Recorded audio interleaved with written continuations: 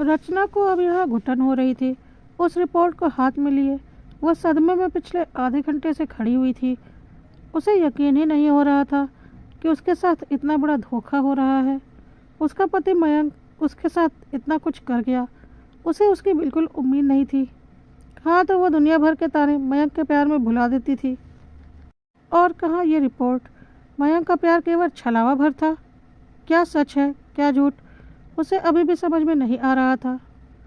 पर इस बात को वो मयंक के मुंह से ही सुनना चाहती थी।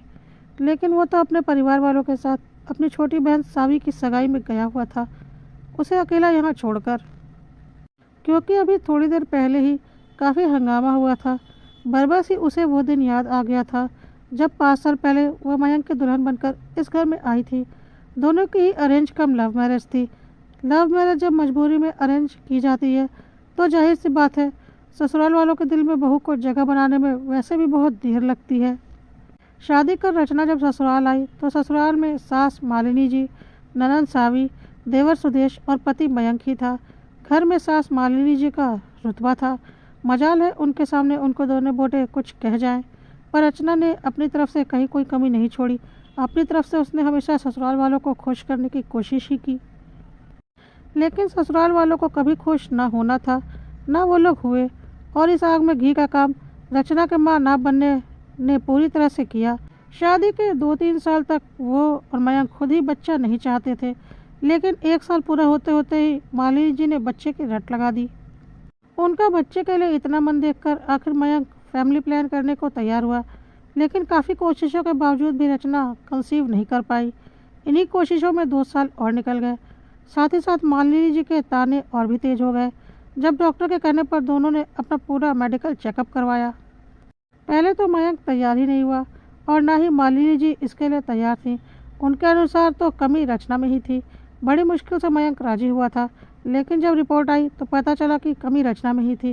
हालांकि रचना ने रिपोर्ट नहीं देखी थी, उसने तो बस मयंक की बातों पर विश्वास किया था। बस तब से मालिनी जी ने मयंक की दूसरी शादी की बात शुरू कर दी। हालांकि मयंक कभी भी इसके लिए तैयार नहीं हुआ। उसने बच्चा गोद लेने के लिए भी कहा, लेकिन मालिनी जी तैयार नहीं हुई। अब तो देवर सुदेश की भी शादी हो चुकी थी और देवरानी नेहा ने 2 महीने बाद ही खुशखबरी सुना दी। बस फिर क्या था, तानों का वार और तेज हो गया। एक दिन ऐसा नहीं जाता जब मालिनी जी उसके दिल के टुकड़े टुकड़े ना कर देती। लेकिन हर बार मयंक उसके साथ खड़ा हो जाता। बस यही उसके लिए सुकून के पल होते थे। कुछ ही दिनों के बाद मालिनी जी ने रचना का कमरा ऊपर वाले फ्लोर पर कर दिया। साथ ही एक छोटी रसोई भी बनवा दी, ये कहकर कि वो रचना का साया नेहा पर नहीं पड़ने देंगी। आज देवरानी का बेटा भी 1 साल का हो चुका है।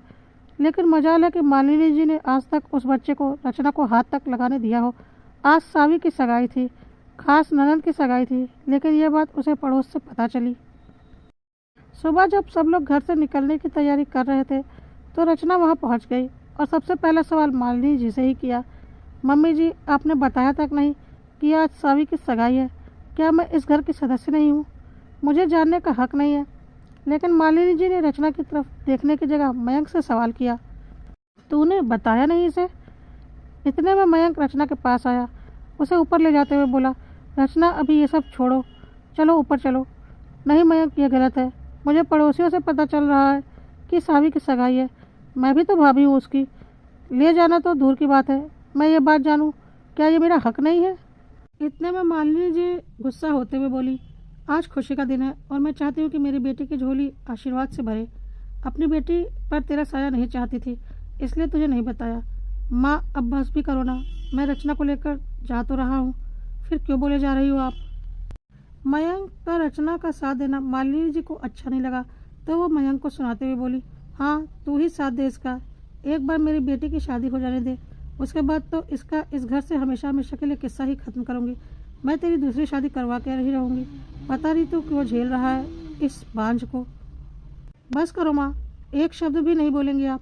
अचानक मयंक बोला तो मालिनी जी चुप हो गई।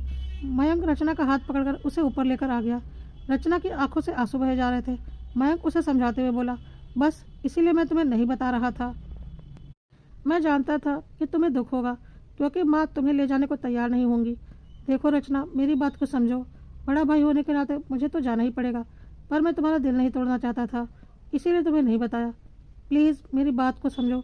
मयंक अपनी बात समझाते हुए बोला। खूब देर तक उसे चुप कराने की कोशिश करता रहा। तभी नीचे से मालिनी जी की आवाज़ आई, मयंक जल्दी चलो, देर हो रही है, लड़के वाले आ गए होंगे। सुनकर मयंक ने रचना को कहा, रचना देखो, मुझे अपनी जिम्मेदारी तो निभानी ही पड़ेगी ना, प्लीज़ तुम रो मत। अगर तुम इसी तरह से रोती रहोगी तो मेरा दिल नहीं लगेगा, और अगर तुम चाहती हो तो मैं भी नहीं जाऊंगा, मैं तुम्हारे पास ही बैठ जाता हूँ। कहकर मयंक वहीं पलंग पर बैठ गया। वहाँ पर उसे बैठा देखकर रचना के चेहरे पर मुस्कुराहट आ गई। वो अपने आंसू पोंछते हुए बोली, मैं भला कौन होती हूँ एक भाई को अपनी बहन की सगाई में जाने से रोकने वाली।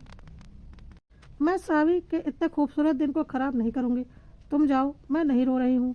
कहते हुए रचना ने मयंक को वहाँ से विदा किया। मयंक को विदा करने के काफ़ी देर तक रचना यूं ही चुपचाप बैठी रही। फिर पता नहीं क्या सोचकर अलमारी की सफाई करने लगी। उस अलमारी की सफाई जिसे मयंक कभी हाथ तक नहीं लगाने देता था। काफ़ी दिनों से मयंक अलमारी की सफाई करने को कह रहा था।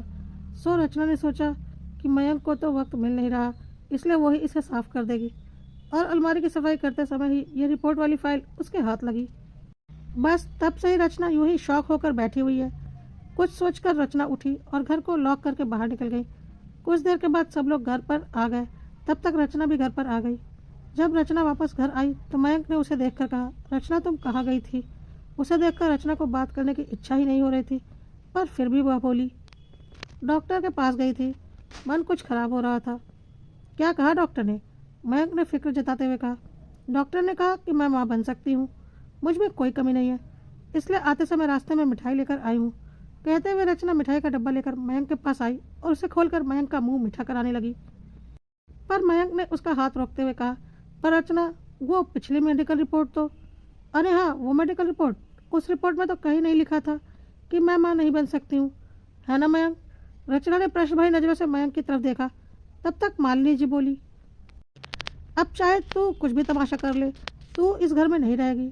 अब तो मैं अपने बेटे की दूसरी शादी करके ही रहूंगी। तेरे जैसे बांझ को मैं इस घर में बिल्कुल ना रहने दूँ। बांझ? आज ये शब्द चुभ नहीं रहा मुझे। जानते हो क्यों मयंक? क्योंकि आज तुम्हारी रिपोर्ट मेरे हाथ आई। ये बांझ शब्द तो उस धोखे का बहुत छोटा सा हिस्सा है जो तुम मेरे साथ कर रहे थे। तुम्हारी माँ मुझ पर तानों के वार पर वार किए जा रही थी और तुम चुपचाप सुने जा रहे थे। मुझे लगा था कि तुम मेरा साथ दे रहे हो, तुम मुझे अकेला कभी नहीं छोड़ोगे, लेकिन सबसे पहले अकेला तो तुमने मुझे छोड़ा। बस अब और नहीं। रचना मुझे माफ़ कर दो, मुझसे हिम्मत ही नहीं हुई कि मैं सबके सामने यह सच्चाई बता पाता। मयंक कहते कहते चुप हो गया। तू क्यों उससे माफ़ी मांग रहा है? इसके जैसी बहुत आएंगी, जाने दे इसे, तेरे लिए एक से एक बढ़कर रिश्ते लाऊंगी। बिल्कुल लाइए माँ जी, बिल्कुल लाइए, अपने बेटे की दूसरी शादी करवाइए, पर उससे भी कुछ नहीं होने वाला, क्योंकि आपका बेटा ही कभी पिता नहीं बन सकता। रचना की बात सुनकर मालिनी जी ने मयंक की तरफ देखा। मयंक गर्दन झुकाए खड़ा हुआ था। मालिनी जी को समझते देर नहीं लगी कि आखिर मयंक किस बात की माफ़ी रचना से मांग रहा है। यह देखकर वो बात पलटते हुए बोली, बहू ठीक है, मयंक से गलती हो गई, अब तू क्या बात पकड़कर बैठी हुई है? बच्चा नहीं हो सकता तो बच्चा गोद तो लिया जा सकता है। अरे वाह माँ जी, बहुत जल्दी पलटना तो कोई आपसे सीखे। बहू बाहर जाए तो दूसरी बहू आ जाएगी, लेकिन बेटा बच्चा नहीं पैदा कर सकता तो बच्चा गोद ले लेंगे। क्यों? मुझे ये फैसला मंजूर नहीं। मुझे इस धोखे भरे हुए रिश्ते से छुटकारा चाहिए। कहकर रचना अपने कमरे में अपना सामान लेने चली गई। मालिनी जी ने उसे रोकने की खूब कोशिश की, पर रचना नहीं रुकी और आखिर ये रिश्ता यहीं पर खत्म हो गया।